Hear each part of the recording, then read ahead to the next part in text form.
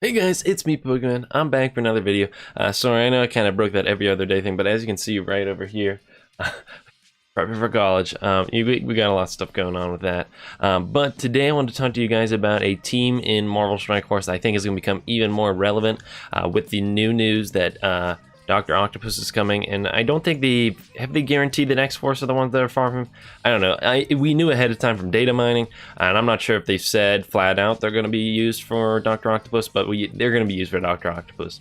So the X-Force team is suddenly, they were a good team, but now they're like a mandatory team for you to build, not just like a, let's build them up for Alliance War and have fun with them. Like now it's like you need to build up this team, and I wanted to talk about them today and what they're good at, who's good at what, and sort of how you use this team.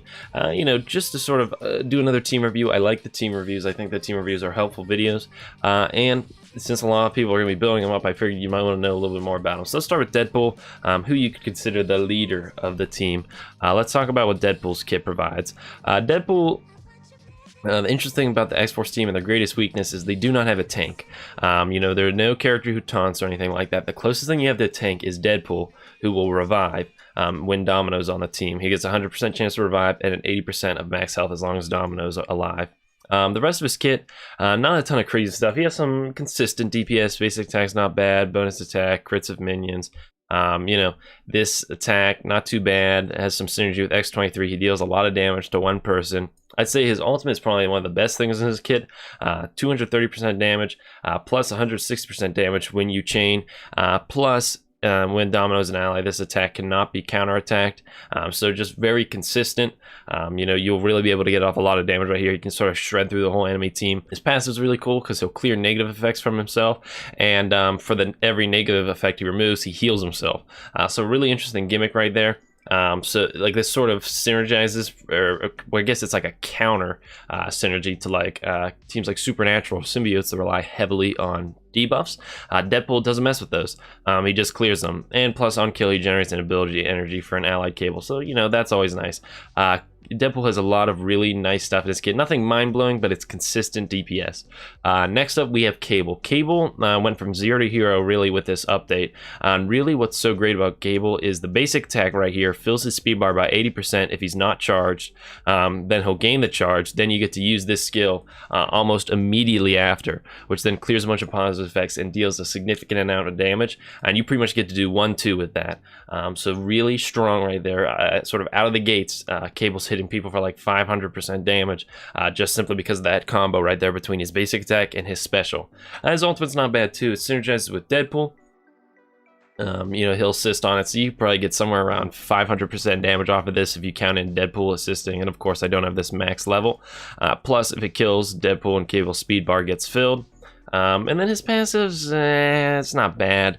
Fill speed bar by a little bit on charged. He gets to barrier himself, which he'll be getting charged a lot. And then on turn, he'll get to apply counters to mutant allies, plus a chance to apply counters to more allies. And if he's charged, barrier yourself for 10% of this character's max health. So again, he gets some barriers if he's gaining charged and if he has charged. And then on war offense, he gets charged straight off the bat. Which actually you could argue is maybe a little worse because it's really nice that basic attack and then special combo. Plus he gets to fill speed bar for self and all X-Force allies by an additional 5% plus 5% per X-Force ally. So they get a lot of speed in Alliance War offense. That's something you're going to see in this team, pretty consistent. They do get a lot of speed bar manipulation in their kit. They do, mostly in Alliance War offense. They don't keep that mechanic for every other mode of the game, but in Alliance War offense they do get a lot of that. Next up we'll talk about Domino. She's probably I'd maybe argue the weakest link of the team, but she does provide a lot of important support for the team. So let's talk about her kit. First off, the basic attack right here. It's nothing crazy. Just attacks right here. Plus 50% crit chance. It's fine. This is kind of interesting. Right here, if Deadpool is an ally, transfer all negative effects from self and each X-Force ally to Deadpool. And then Deadpool would of course heal off of those. Plus he gets to fill, or she gets to fill Deadpool's speed bar. So then Deadpool gets to get all those negative effects and then heal himself. So that's probably the best part about it. The damage is fine. It's the most injured enemy, but it's an AoE around the most injured enemy. So I don't know, it's fine. It's fine. I've never been too impressed by the DPS, but it is nice so you transfer the negative effects off. This is pretty good right here. She gets to apply disrupted to a target, and then it rebounds off to a bunch of people dealing damage. Plus, if she's below a certain percentage of health, she gets to rebound to 5 adjacent targets, and then if you upgrade more, it goes to 3 adjacent targets if she's above 50% health. But really the best part about this is the fact you're applying disrupted to somebody. And then her passive right here is what gives X-Force survivability. And this is not a bad thing to tier 4 right here. But essentially what this does is on turn, fill speed bar by 10%. Well, on spawn, fill speed bar by 10%, but that's not really what's so great about it. What's so great is on X-Force ally's turn, there's a 50% chance to apply evade to that ally, and once you upgrade this more, that's a 75% chance to apply evade, and this is what gives the X-Force survivability, because they do get some evades now.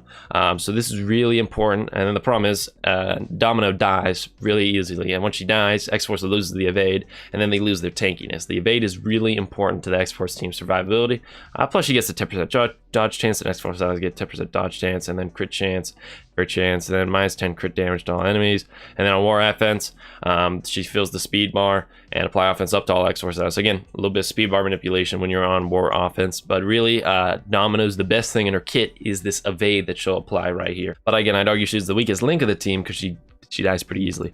Next up, we'll talk about Negasonic Teenage Warhead. She's probably the tankiest character out of all of them, aside from the fact Deadpool gets to keep reviving, but in a vacuum, she's probably the tankiest. Basic attack, nothing crazy right here, just damage. This is cool because when you upgrade this right here, this is sort of a charge. She charges through the enemies, but you'll clear all positive effects once you upgrade this to the max level, which is nothing to scoff at. That is really impressive right there, that you can clear all the positive effects. Just a really strong skill right there. And then she has a nice AoE right here that'll apply heal block for 2 turns. Plus, she would clear defense up on all targets. I think it's a little redundant that she clears defense up with this because, you know, you would already be clearing positive effects with her special. But I'm going to assume the clear defense up on all targets is probably, since this is a turn 1 skill, I assume they put this in here to hard counter another team, or just some rooms people start the match out with defense up. So I assume this is just meant to be a hard counter to those kind of situations. You know, that's why it's a little redundant. Yeah, but really what's cool about her is her passive. So on spawn, she'll get to barrier herself for a certain percent of her max health, and she gets bonus armor when she is barriered.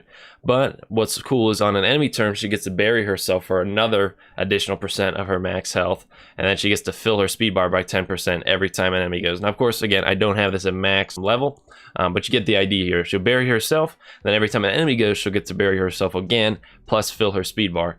And then when she's barriered, she gets even tankier. Then on war offense, fill speed bar by 10%, plus 5% for extra fire. You could very common thing you're seeing a lot here. She gives bonus damage to the team. But really, the best thing about Negasonic Teenage Warhead's kit is the fact she can clear a lot of positive effects, and then with that passive, she's actually pretty tanky. And finally, we talk about X-23. X-23 is a pretty straightforward character. Basic attack, damage. Special, this one, apply ability block. You know, and if blocked or dodged, she gets to go again. So, you know, a little interesting mechanic right there. And she'll apply +1 ability block up to a maximum of 3. And then the bonus attack is unavoidable. Then in war, the bonus attack will gain 10,000% extra focus, so it's guaranteed to apply that ability block right there. So, you know, essentially ability block. That's the best thing about this right here is you will get an ability block on somebody, and if they sort of try to dodge it, then she'll do it again and apply another ability block, from what I'm understanding here with the wording on this. Her ultimate is probably the best thing in her kit. It's really cool because it's like one of those mechanics with Domino or Deadpool where they attack the most injured enemy, but she'll do that 5 total times. So it's really cool because it's not like Deadpool uses this huge single target damage on a minion, or like a guy with like 20 health and then bursts to like 10,000 damage on this guy, and then you sort of wasted that damage. X-23 spreads it out across 5 people. Now she'll do it on the same person again and again if they're still alive, but she can attack somebody, kill them, go to somebody else and start attacking them, which is kind of a nice mechanic right here. Plus it's a ton of damage. That's like 510% damage. So, and ignores taunt and stealth, plus 70% chance to flip stealth on a target, plus it will flip stealth guaranteed if you upgrade this to the max level. And if X-23 finishes the last non-summon enemy, repeat this full attack against the most injured summon targets. So if you finish if there's like one guy left and it's like Ultron or something like that, you could kill Ultron and then she'll go off and kill all the summon minions. So just really interesting stuff right there. I actually did see somebody note X-23's lighting's a little poor right here. Like, I don't know, you can't really see her face. It's very dim. I don't know, it's kind of weird. A lot of these other characters are very well lit. Like you see like Deadpool, like he's just very well lit. It's kind of weird how dark the lighting is on X-23's model. Anyways, her passive right here, a lot of reading, but essentially what this is she'll heal every turn, and when an enemy drops below a certain percent of her health or their health, she'll fill her speed bar and get to attack. And then when her health drops below 50% health, she'll gain 2 evade plus 40% focus for her and the team, and she'll give Wolverine 40% focus, a little bit of synergy of Wolverine, and then an additional 60% focus on war offense, and X-Force size gain an additional 60% focus on war offense. And then as you can see, you can upgrade this more, get some more speed bar and all that stuff, and more focus. But really, the best thing about here is the fact that she's healing. So again, does allow her to be a little tankier. I'd say not tankier than Negasonic Teenage Warhead, but there is still some potential to survive a lot of attacks right there. So we'll go into a quick blitz right now. I'll show you them in action. It's going to be a low tier blitz. This isn't going to be like me using them to the max. And again, you're really using this team in war offense, but you know, let's just hop into a blitz right now. I'll show you what they do. Summarize the struggle from not having a tank. I don't think they necessarily need one. You know, they each have their own little way of surviving. You know, Cable gets barrier, so does Negasonic Teenage Warhead. Deadpool can revive himself. Domino applies evade. X-23 can heal. They all have their own little survivability things. The problem is they all really depend on Domino's evade, and Domino dies pretty quickly. So you could consider that a weakness of the team, maybe. If you can get Domino out of the way, they lose a ton of survivability, and you lose Deadpool's ability to revive, which is horrible. If you're playing auto and blitz, and your team focuses down Deadpool when Domino's around, you've literally just wasted your time. So a little interesting mechanic right there. And what's nice too about them is while they do have a little bit of war offense stuff, I wouldn't consider it that bad as opposed to a lot of the other teams like Fantastic Four. I consider them kind of garbage outside of war. They're not okay. There's worse teams. But you know, like they're really only good in war offense. And then outside of that, I wouldn't bother using them. So the X-Force is not like that. I think they do pretty well in other modes like Blitz and stuff like that, because really the only thing hidden behind that war offense the gimmick are like little bonus stats. Their mechanics still work fine even when you're not on war offense, as opposed to teams like Fantastic Four, where Namor doesn't do anything if he's not on war offense. So let me show you Cable right here. This is pretty awesome. As you can see, you have some evades on the team right now because of Domino. Look, basic attack. Look, he gains charge. Look, he's going to fill a speed bar up. And then look, he's going to get to go again pretty quickly here. So really, man, that's so cool that Cable gets to do that. Cable's also really good for PvP because of that fact. Let's see X-23 go to town here. So as you can see, she attacks Spider-Man because he was the lowest health enemy. Then she'll go to somebody else and start bonus attacking her a bunch of times because she is the lowest health target now. And then Cable gets to go again. And then you can attack with your charge right here. You know, big damage right here from Cable. And of course, that is not what that skill looks like. I am a knock, so a couple of effects do not load. So Cable did not just throw a pellet at her. That is supposed to be a giant laser blast. But as we can see, Deadpool's going to do his thing where he attacks the lowest health target. And then, you know, Hand Sorceress is not feeling it right now. And there's Deadpool.